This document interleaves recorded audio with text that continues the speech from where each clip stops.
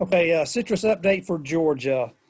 Just going to tell you a little bit about what's going on in Georgia with the citrus industry, which is growing quickly.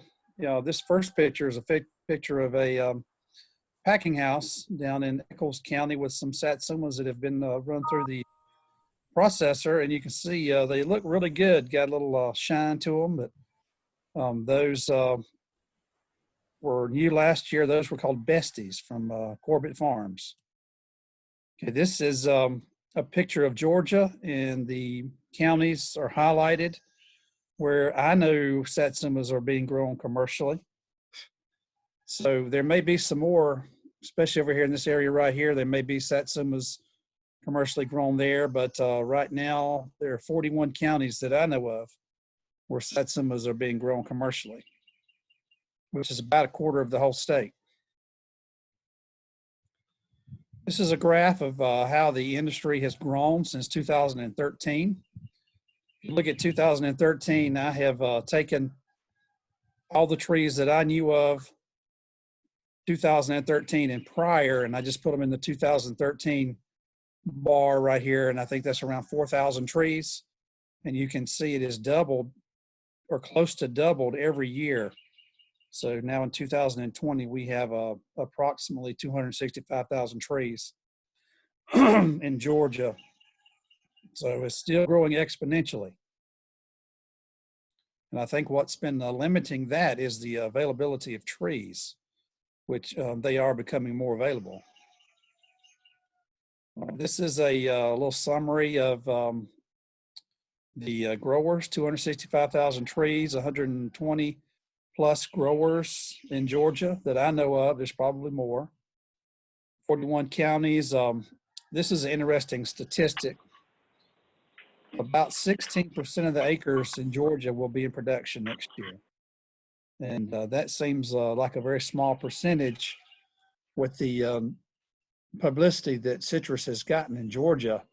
You would think that we have thousands of acres, but really only 16%, by my estimates, will be in production next year or this year. Initially, the growers were small landowners, non-traditional farmers that wanted a little something on the side, maybe sell to the school systems. But in 2018, a lot of the bigger farmers saw that things were working out pretty well, so they thought they would try it. And so there's been some bigger acreages put in since 2018. Most of the fruit grown are still Satsumas, about 80 to 85% from my estimation. That percentage is decreasing as people put in other varieties. So trying to diversify the fruit out there so everybody won't be solely Satsumas. Some of those varieties that are being grown are Sugar Bells. That's a variety, I think, released in 2009 from the University of Florida. Navels, the UGA varieties, the Dr. Hannah released. Sweet Frost is like a Changsha seedless. Pink Frost is a red grapefruit that is really nice looking fruit. And Grand Frost, which is a lemon, big lemon. Other varieties out there, Orange Frost, Artic Frost, Myers Lemons, Shiranui, Kishu, Gold Nugget, and several more.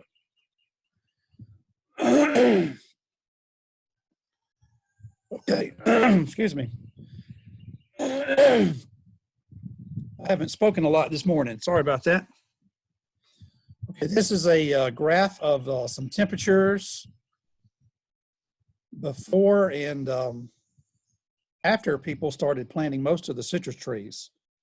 You can see in the red, that's when most of the trees in Georgia were planted, 2015 through 2019. And what I did was I took 3 weather stations at UGA, one in Berrien County, one in Brooks, and one in Bullitt County. And I looked at the low temperatures for that year. And if you look from 2014 and prior, you see a lot more in the teens. There's 17, 15, 16, some 17s, 18s, and 19s. If you look in the red, We have a 19 here in Berry, and this station seems to be colder than most of the others for whatever reason, but the low temperatures were significantly less in those years where we have been planting, which indicates that we probably couldn't have picked a better few years to start putting in trees. So look at 19, the lowest we had was 24. 2017, we had a 22, 27 in Brooks. So we have not gotten too cold the last few summers or winters. And you can see 2019 in Brooks County, 29 was as low as we got. So we've been very fortunate so far, but we can still have one of those cold weather events in the future. But the more the trees age, the tougher they are to cold weather. Also, don't forget that these temperatures that you see, if they happen in January, which is when most of these cold weather events take place, or the low temperatures, it can freeze fruit on a tree. So if you're looking at putting in varieties that don't ripen until after Christmas, that could be a risk for you. Okay, where are the trees coming from? In Georgia, a lot of the trees are coming from Louisiana, Star Nursery, Saxon Becknell in Texas, and some USDA approved nurseries in Florida, mostly from Brightleaf, Harris, Rux, and Murphy Citrus Nursery. And in the last few years, we have now have 5 producers in Georgia that are growing citrus trees. So we got some homegrown trees and getting them all the way to Texas. And this picture is some of the earliest trees that we got from Star Nursery. They're in a 3-gallon bucket, and you can see they're a pretty good size. It's harder to get trees that size now.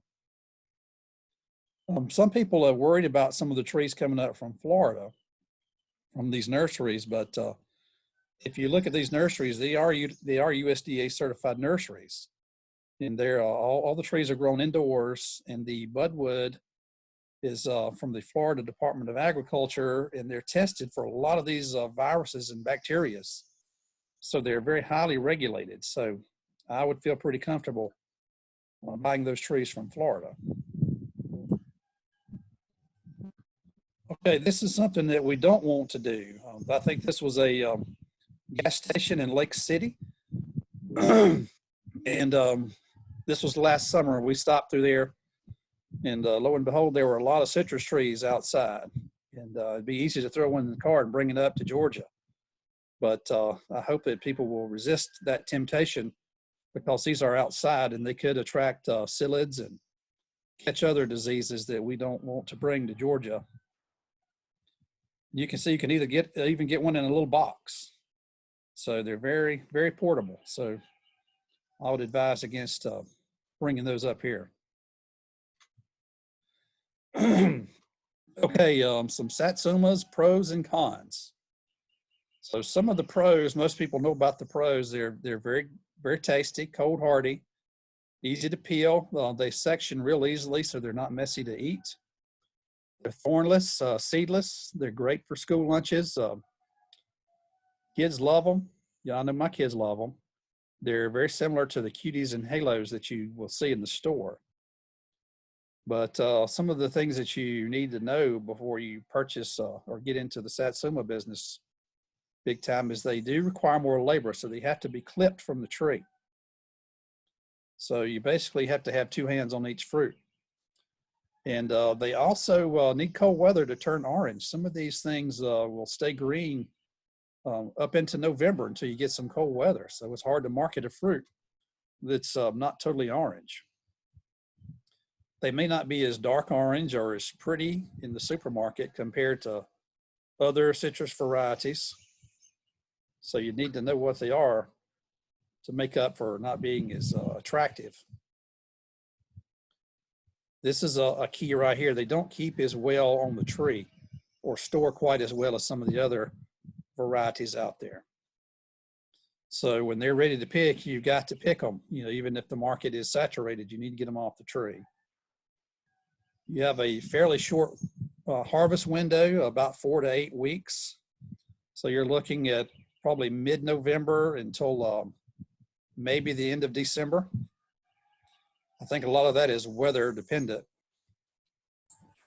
And this is a key to these tend to have an alternate bearing, which could be a problem. So some years you may have very few fruit. In other years you may have bigger yields. Okay, here's some of the varieties in Georgia of Satsumas. The main one is Owari. The second most prevalent is probably Brown Select. Well, you'll find some Silver Hills and the one called Aoshima or Aoshima. I'm not sure how to say that. And on the left, here's some October ripening varieties. I'm not going to say all of those, but just want to let you know there's a lot of those. And one of the things that these are also dependent on cold weather, these early ripening varieties to be orange. So if you don't get any cold weather early, they're going to stay green on you. Okay, this is a rootstock trial that we have with Owari Satsumas, and it's starting to give us some pretty interesting results. And I'm going to share a few of those with you. And these fruit looked really good last year. And last year they did not all turn orange until the 1st of December. Okay, this is a slide with the yield per tree for Satsumas, and this is some information from Auburn. This is based on the trees coming into production the 3rd year in yield data from 1990 to 2006, so that's 16 years, from the Alabama Gulf Coast Experiment Station and the Extension Center in Fairhope, Alabama, so from 2 locations. So the 3rd year, they got about 70 pounds per tree, 4th year 120, 5th year 190, 6th year 250, and on up. In our trial, we started with smaller trees. Probably, I would imagine that they used a 3-gallon tree to start with. Our trees were small, so our trees were probably a little bit behind those Auburn trees, but the patterns look similar, except maybe a year behind. So we had 77 pounds per tree in year 4. Our trees did not get planted until August, so they were late getting planted too. So, and then the next year, which was year 5 for us, which was last year, we had 149 pounds per tree. So our trend is looking very similar to the Auburn trend. So and based on those yields, I put together a like a projection for the fruit that we will have in Georgia. Excuse me, I'm sitting out on my back porch and fighting a few mosquitoes. Okay, in 2013, and prior, there were about 4,535 trees. You can see going up until 2020, those trees won't produce until 2023 at the earliest. So I'm basing this on harvesting the 4th year, which is probably a very conservative estimation. But if you look this year, 2020, if you take all the trees that are producing, which is trees planted in 2017 prior, you're looking at about 5 million pounds in Georgia alone. And if we don't plant any more trees and you look out into 2025 or 23, you see 35 million pounds. So that's a lot of fruit that we're going to have to move in the future. Satsumas tend to have a lot of puffy fruit that are coal fruit. In this picture on the left, it's a lot of coals, and there's some that are decent fruit. In this other bin here, and the back of this truck has a lot of puffy and sunburned fruit. So a lot of that fruit on your southwest side of the tree is going to burn on these young trees. because one reason there's just not a lot of foliage to protect those. Okay, this is some Brix values that I got in the last few years from our rootstock trial. This was based on fruit collected from 36 trees and a total of 180 fruit from year 2, 3, and 4. So you can see the year 2, the Brix was only 4.8. So that was some very bad fruit. So it's obvious that you don't want to sell that. Year 3, our Brix was better. We got up to 8.5. If we would have started with the bigger tree, we may have been around 10, which is marketable. So you may be able to harvest some fruit year 3. But year 4 was our best year. So our Brix was 10.3. And in the last year, it was 10.1, which was very similar to the previous year. I did the test a little different on my Brix, and I think that's why it went down a couple of tenths of a point, but the fruit was still really good. And last year we tested more fruit. We tested 360 fruit and got this average. So we're pretty confident with that. So you can start harvesting if you started with a big tree, maybe a little bit year 3 and up. Okay, here's how the Brix were tested. We juiced the fruit. This was last year. We got 10 fruit per tree. We cut them in half and we juiced it. We put them in these bottles. I took it to the Vidalia Onion Lab in Tifton, and I centrifuged the juice. So I shook this up. I got a sample of the juice. And this is what it looks like here on the left before I centrifuge it. So if I take the Brix out of this one, this juice that's completely orange, and then I compare it to the one after I centrifuged, the one that's completely orange, the Brix is going to be a little bit higher. So I think that's why the number dropped a little bit. In the previous years, I had not centrifuged it like this. But centrifuging it got all the solids out of there. So that's a little lower there. So I think that's what happened. This is just a picture of some of the fruit. Year 2, you can see there's a lot of fruit that's still got some green on it. Year 3, you can see they still look pretty bad. They're not really good. Year 4, they look better. And year 5, last year, they look fabulous. Okay, this is a slide with from California. This is some of the citrus that they have out there that would be their cuties and halos. So this would be the competition to Satsumas here in Georgia. They have 13,035 acres of clementines, and they have 2,305 acres of Satsumas.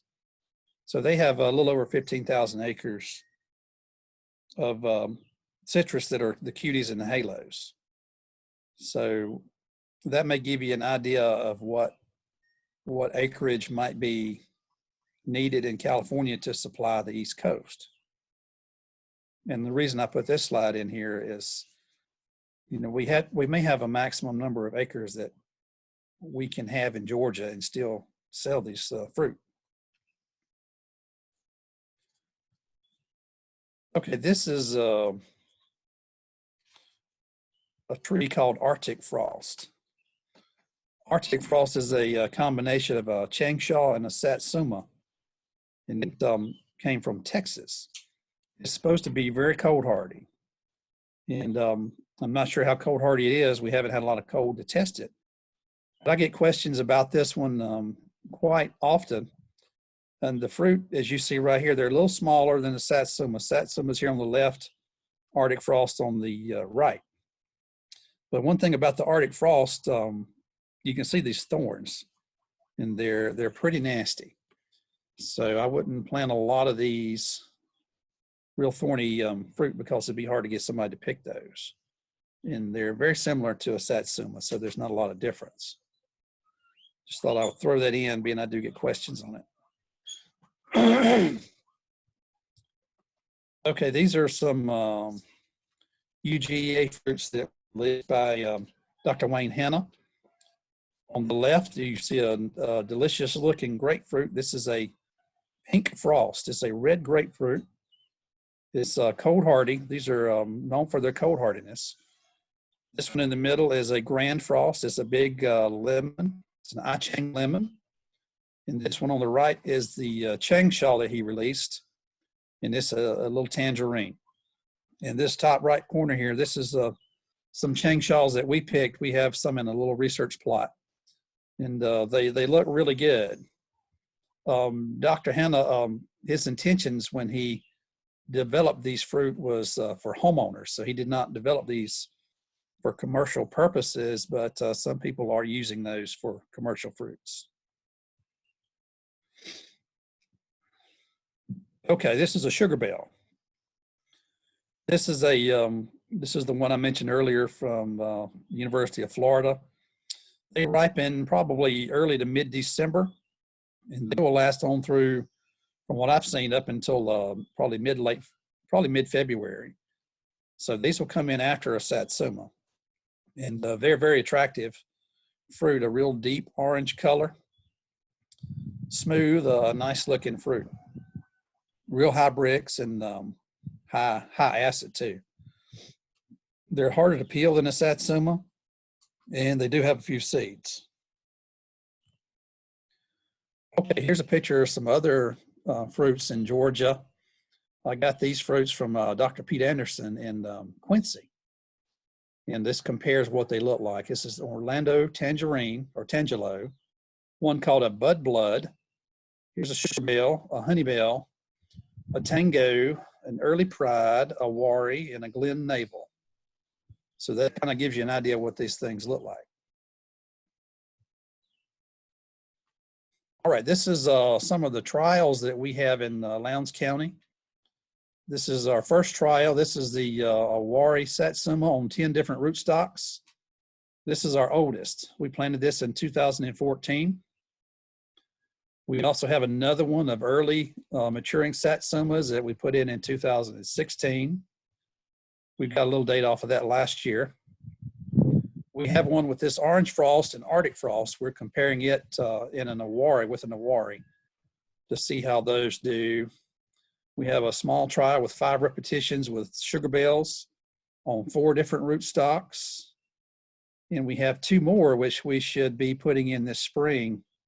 Should be getting these trees in a couple of weeks on some new HLB tolerant rootstocks. And we had these rootstocks tissue culture from Agro Miura out of Florida. And then we had Bright Leaf Nursery graft some tangos and some Silver Hill Satsumas to these. So these should be 2 very interesting trials that we're going to put in this spring. Okay, speaking of trials, this is the rootstock trial data that we got last year. We planted 6 of these. This is 9 different rootstocks here. We have Rubidoux, but it's 2 years behind, and so we have not gotten any yield data from it yet. So, and we also did not get all these at the same time, unfortunately. It was very difficult to get these trees grafted successfully, but we finally got them all. Some of them are a little bit behind, but they're coming along. All right, here's the bricks. Here's the year planted, the bricks. Here's the total yield of the trees. Here's the average fruit weight. We weighed the fruit and averaged the fruit weight in grams to see if any of these rootstocks produced a smaller fruit. And the very column on the right, that's the tree size, the volume of the tree, which is the size of the tree. So from this, from the total yield and the tree size, you can get the yield efficiency, which I don't have here. I don't have it on here. But the yield efficiency is which trees are the most efficient yielders for the amount of volume that they take up in the orchard. But if you look at the total yield, the highest yield last year, which was interesting, was Owari on X639. And we got 187 pounds of fruit on the X639 trees. The next highest was Kaharski at 181. Then we had US 942, 147, and US 812 at 146. Cleopatra was 133. Sorry about that. And let's see, the lowest was sour orange. We had 66. The bricks were highest on X639, 10.4. Sour orange was 10.3. Cleopatra was 10.1. 812 was 10. 942 was 9.6.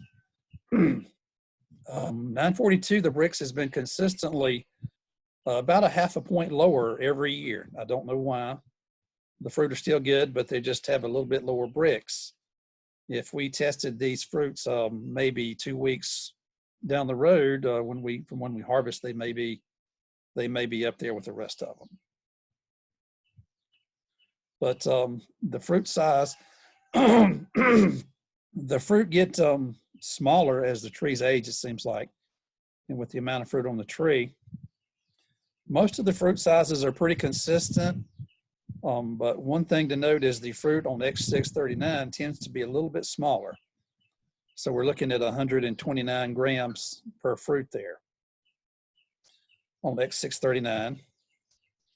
And if you did the yield efficiency, which I talked about earlier, the one that would have the best yield efficiency would be the 942, because the amount of fruit it produces compared to the tree volume, you know, this is your most efficient yielder right here, 942. Okay, next slide here. This is some general observations from the rootstock trial. The fruit quality is getting better as the trees age. In the last year, the larger trees produced more fruit, like Kaharski and X639, but that was not always the case. Cleopatra makes a very big tree as well, and it didn't have as much fruit production. The two that have been the most consistent so far have been 942, US 942, and US 812, but you know, this could always change. US 942 has the best production per canopy volume. The fruit on X639 are smaller. The bricks on the US 942 runs a little bit lower. And as far as cold hardiness, all these trees have survived. So cold hardiness has not been a problem with any of these rootstocks. Okay, here's a few more general observations.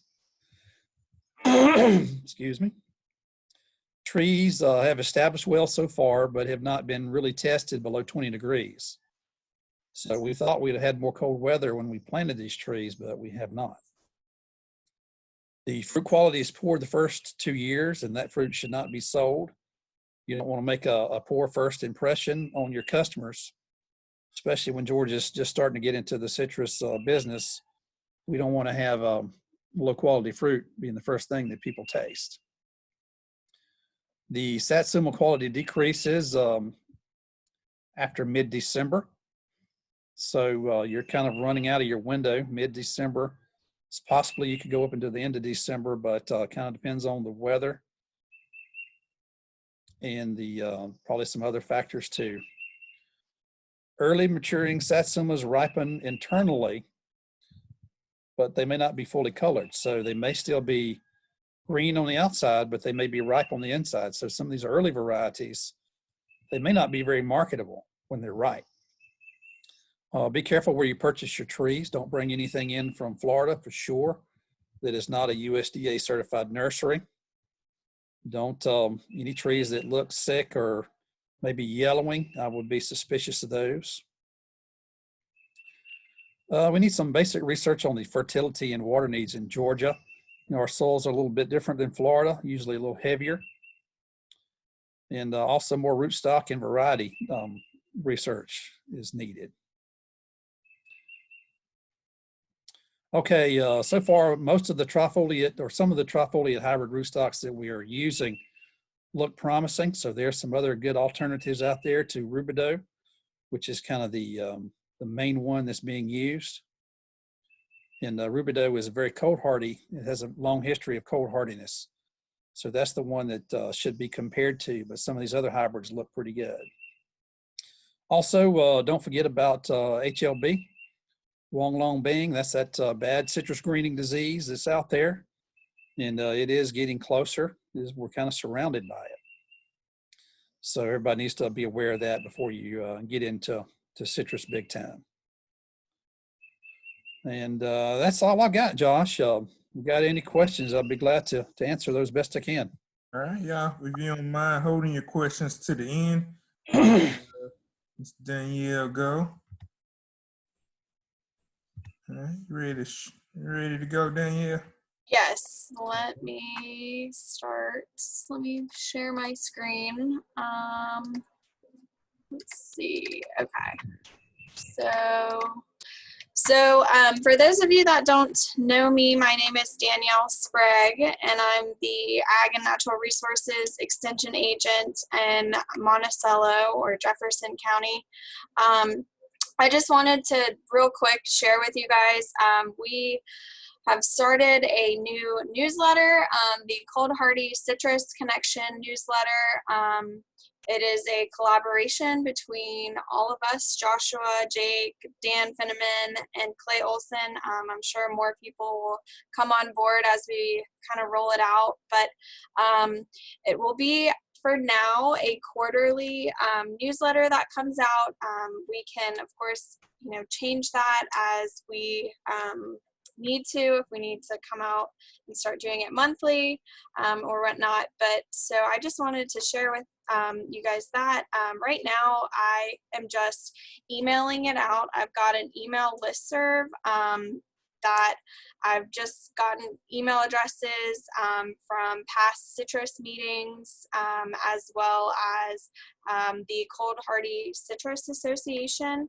But if you would like to find it, it is also online through UF. They have their citrus agents page. They have put the newsletter on there, and then they will continue to do that. So I'm at the bottom there with the issue. It's online, but if you guys are interested in signing up for it or getting on my email list, you can certainly email me. My email address is here, and then I will also put it in the chat box. But really, that's all I wanted to share. So if anyone has any ideas or topics or different things for the newsletter, we're certainly welcoming those as well. Any news or exciting things going on, I'm happy to put it in there. But that's really all I've got. All right, well, thank you very much for the update. All right, at this time, we'll take any questions you all have. Either type it in the chat box or raise your hand, and I can unmute you to speak to either one or both of our presenters. All right. There you go. Dr. Lattimore has a question for you. All right. I think I'm on mute. Can you hear me? Yes. And after that, I'll get you next, Lisa. Mr. Price, I know in your presentation you mentioned the smaller size of the fruit and one of those roots, as a cultivar, one of those rootstock. Did you let's say thin end of the fruit? Are you thinking about thinning in the fruit? Think that will increase the size? Would it make any difference in your opinion?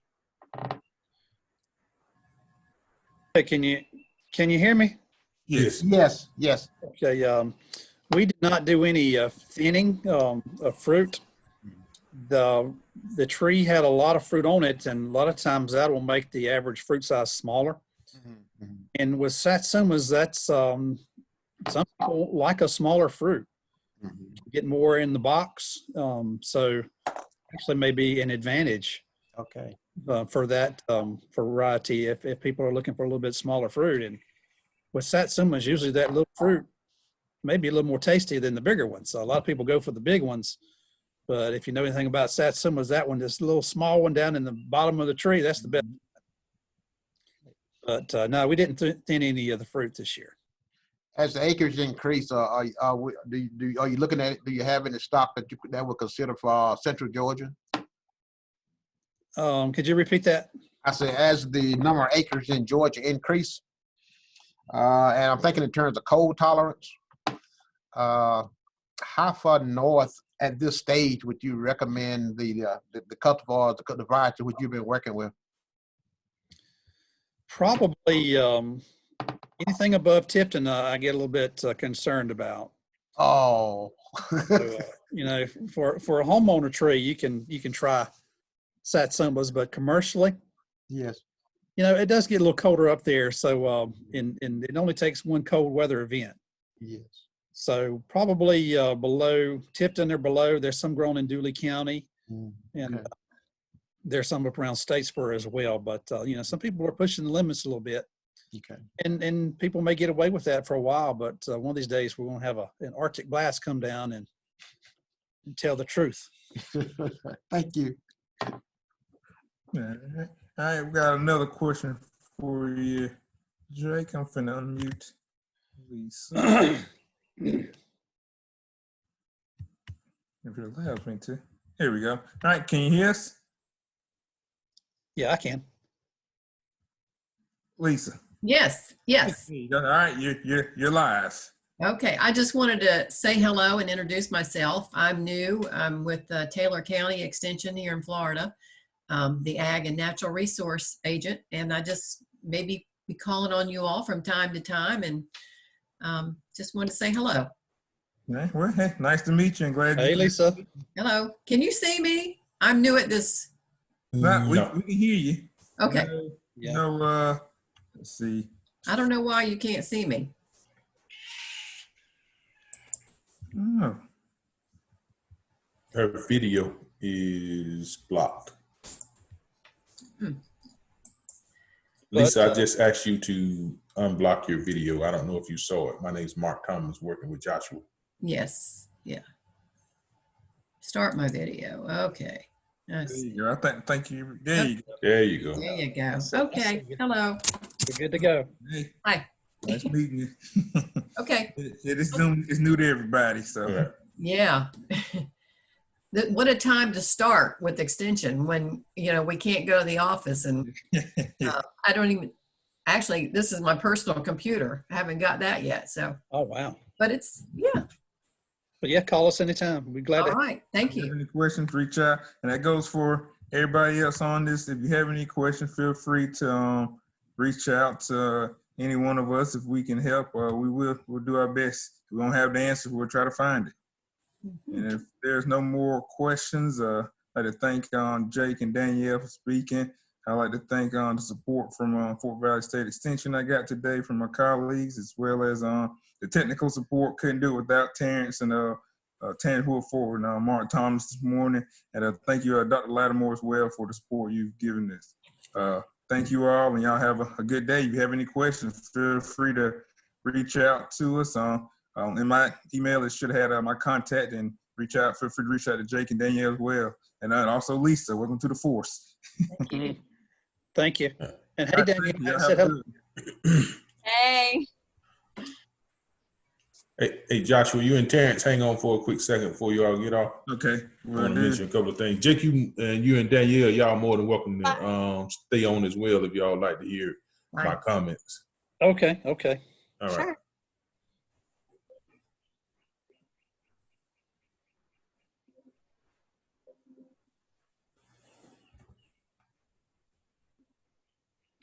I guess I'll go ahead. One of the things I wanted to say was this was being recorded. With it being recorded, and maybe this is a question